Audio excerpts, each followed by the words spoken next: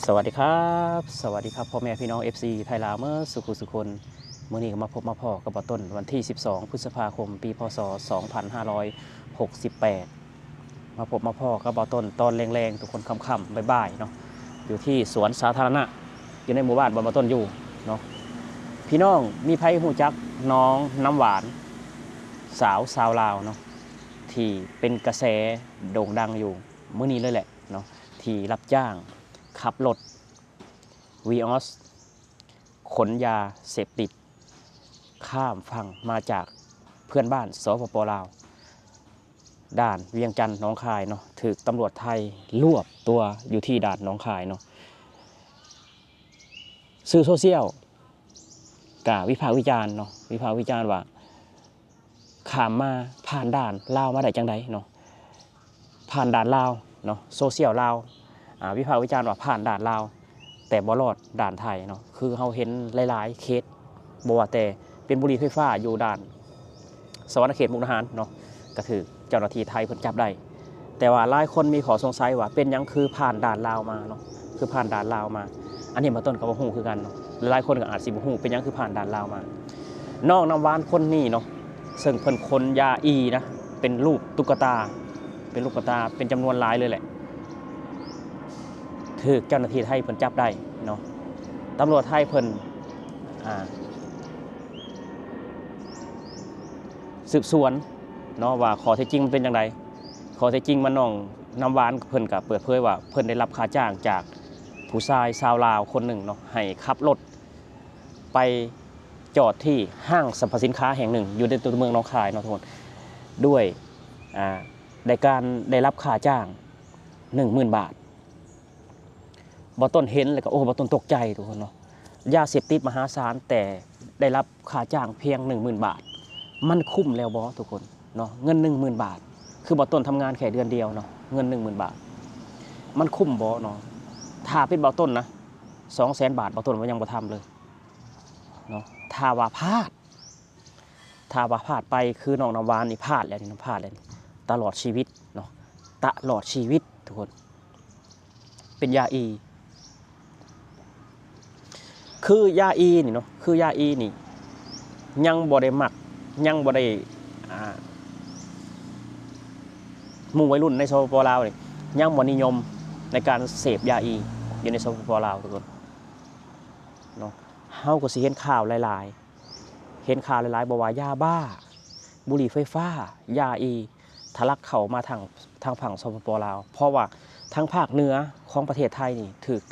ถูกทหารกองกำลังผาเมืองหรือว่าหลายๆกองกำลังเนาะสกัดกั้นยาเสพติดที่มาจากภาคเหนือของประเทศไทยเนาะก็เลยแบบว่าทะลักเข้ามาทางฝั่งเพื่อนบ้านสปปลาวหลายขึ้นเนาะตำรวจเพิ่นก็ทำงานเข้มงวดหลายขึ้นเนาะทางฝั่งสปปลาวบ่ว่าแต่แขวงขมวนเนาะมุกดาหารหนองคายวัยรุ่นถูกตกเป็นเหยื่อที่รับจ้างขนยาที่ได้รับค่าจ้างเพียงแค่น้อยนิดเห็นหลายเคสขึ้นเนาะถ้าบ่ต้น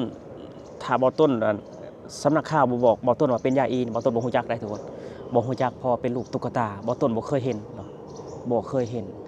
ได้รับค่าจ้างแค่ 10,000 บาทน้องนางสาวเนาะอายุเพียงแค่23 ปีทุกคนคือมาใจกล้าแท้คือบ่กล้าทางในอื่นเนาะเป็นหยังคือมากล้าขนยาเสพติด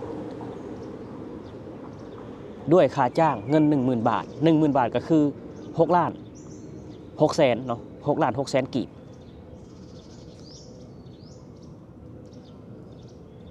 คิดว่าสิรอดทุกคนคือด่านไทยเนาะคือด่านไทยนี่เฮาเข้ามาประเทศไทยนี่กระเป๋าสะพายนี่ต้องสแกนเนาะต้องเอาเข้าเครื่องสแกนบ่ได้ผ่านง่ายๆเด้บ่ได้ผ่านง่ายๆเนาะบ่ต้นคิดว่ายาเสพติดอยู่ในสปปลาวเนี่ยมันล้นแหละทุกคนมันล้นมันเหลือแหละ จนส่งเขามาประเทศไทยเฮ็ดให้ตำรวจไทยอยู่ชายแดนเพื่อนบ้านนี่ระมัดระวังเป็นพิเศษตอนนี้เข้มงวดทุกคนเข้มงวดเนาะคือนโยบายของนายกไทยนี่เพิ่นสั่งปราบปรามยาเสพติดสุดยอดช่วงนี้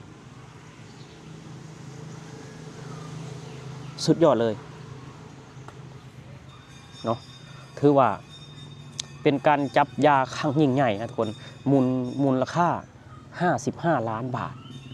มูลค่า55 ล้านบาทแต่ว่าได้รับค่าจ้างแค่ 10,000 บาทมันหน่อยไปบอกเนาะมันหน่อยไปบอกเนาะน้อยหรือไรมันกับบุคคลเหตุเพราะว่าสิ่งนี้มันผิดกฎหมายพี่น้องมันผิดกฎหมายเนาะก็อยากฝากเตือนคนลาวหลายๆคนเนาะที่สิคิดรับจ้างคนยาขามาฝั่งไทยมันสิ่งที่ผิดกฎหมายมันเป็นสิ่งที่บาปมันเป็นสิ่งที่บาปถ้าเฮาได้เงินไปเนาะถ้าเฮารอดไปเฮาได้เงินไปเงินจำนวนนั้นเป็นเงินห้อนเป็นเงินที่สกปรกมันบ่พาให้เฮารวยดอกถ้าเฮาอยากรวยเฮาต้องทำงานเฮาต้องประหยัดทำงานเหงื่อบ่ออกมันบ่รวยดอกก็ฝากเตือนวัยรุ่นลาวหลายๆคนเนาะอย่าคิดว่าจะรับจ้างขนยาเข้ามาประเทศไทยคือเห็นตสดอยู่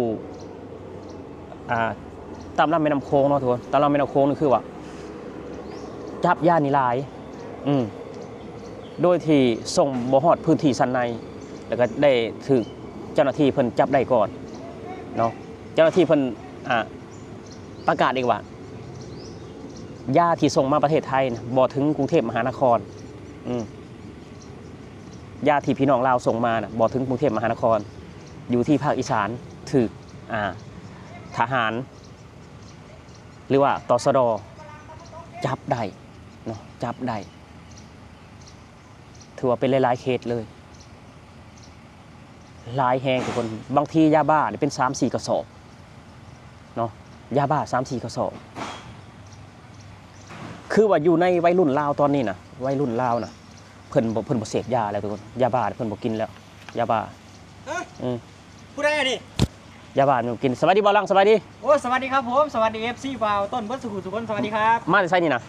ส่งน้ำแข็งแล้วนี่เด้นี่ส่งน้ำแข็งหลั่นลุงจานซื้อฝนตกถ้าแกซื้อเสื้อกันฝนให้ประกันใจเลยคือมาค่ำใช่มื้อนี้ค่ำได้เพราะว่ามันฝนตกแน่แล้วก็รถติดบ้านนี่เลยมาซ่าแน่นึงถ้าก็กินข้าวแล้วเมื่อกี้นี่ก็เลี้ยงข้าวไผเฒ่าแก่ F บ่น่ะข้าวรถน่ะเฒ่าแก่ F แกบ่ลังมี3คนหมดเด้เฒ่าแก่ผู้นี้บ่มักสาวลาวนะแม่นๆคนนี้แหละสาวลาวนะบ่แม่นสิไปหาตัวสาวลาวบ่จักเพิ่นมั่นใจหรือว่าสิไปแต่งสาวลาวถามแล้วมื้อนี้หั่นว่ามั่นใจแล้วบ่ว่ามั่นใจแล้วว่ะสิไปแต่งสาวลาวหั่นไหนสิไปแต่งสาวลาวน่ะพ่อแม่เขาก็สิมาสิเว้านำพ่อแม่เขาว่าซั่นพาไปย้ำพ่อแม่แล้วอยู่เฮือนว่ะพาไปย้ำพ่อแม่ไผพ่อแม่เพิ่นนั่นแหละพายเพิ่นนั่นแหละแต่ว่าเพิ่นยังบ่ได้ไปหาแม่เฒ่าดอกโอ้เพิ่นนี่พาผู้สาวไปหาพ่อหาแม่เพิ่นแล้วแม่นพาไปแล้วถ้าว่าพ่อแม่ผู้สาวพร้อมแล้วก็เพิ่นสิยกขันหมากจากฝั่งไทยไปขอสาวลาวพูดแล้วประมาณนั้นแหละอยู่ไสยะบุรีดินแดงไสยะบุรีดินแดนเมืองสร้างดินแดนเมืองสร้างเขาเว้ากันโอ้ไปแม่ไปตามที่ชีวิตพลังมื้อนี้นั่งรถไปนำนี่ถ้าแกบ่ได้ให้ได้เนาะทุกคนสำหรับคลิปนี้ก็บ่ต้นก็สิออกมาว่าแต่เพียงเท่านี้เนาะบ่ต้นก็สิไปตามติดชีวิตบ่ลังในบ้านนี้ว่าไปเบิ่งไปสอบถามเฒ่าแก่เพิ่นว่าสาวลาวเป็นจังไดเนาะน่าฮักบ่นิสัยดีบ่แม่นสิวังแบบว่าสร้างครอบครัวเขาแท้บ่เนาะบ่แม่นว่าสิวังเป็นตัวเขาได้ว่าซั่นสิเขาบ่ได้สนับสนุนโอเคสำหรับคลิปนี้บ่ต้นขอกล่าวคำว่าสวัสดีครับผมสวัสดีครับผมสวัสดีครับ